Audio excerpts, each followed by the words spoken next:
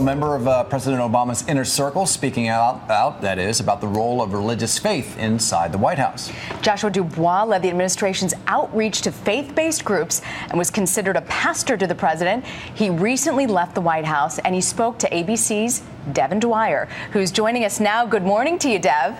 Hey, good morning, Rena. Good morning, John. That's right. Yeah, it was a fascinating interview. Dubois revealed some new details about President Obama behind the scenes and how he tries to connect with God. Joshua Dubois was spiritual advisor to the leader of the free world, an ordained member of the White House staff seen here in private Oval Office prayer sessions. Now Dubois has left President Obama's inner circle, bearing witness to what he saw. He's a deeply faithful president and didn't need a whole bunch of help in cultivating that faith. Mr. Obama's practice of faith has been relatively private, attending church less often than many of his predecessors. He gets daily emails of scripture to his personal BlackBerry. The president would bring pastors into the Oval Office to have a conversation in moments of prayer.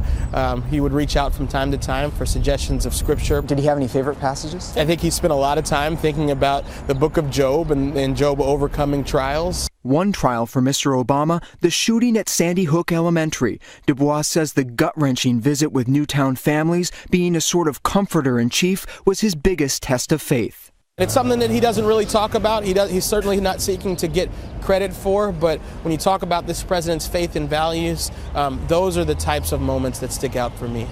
President Obama's critics still have doubts, exploiting his ties to former pastor Jeremiah Wright and fanning widely debunked rumors he's secretly a Muslim. Dubois says the skeptics never unsettled the president behind the scenes. The detractors will do their detracting, but at the end of the day, it's about his relationship with God. Now, those daily emails of scripture that Dubois sent to President Obama on his BlackBerry will soon appear on bookstore shelves. It's a compilation that he's calling the President's Devotionals. Rena and John. Devin, thank you.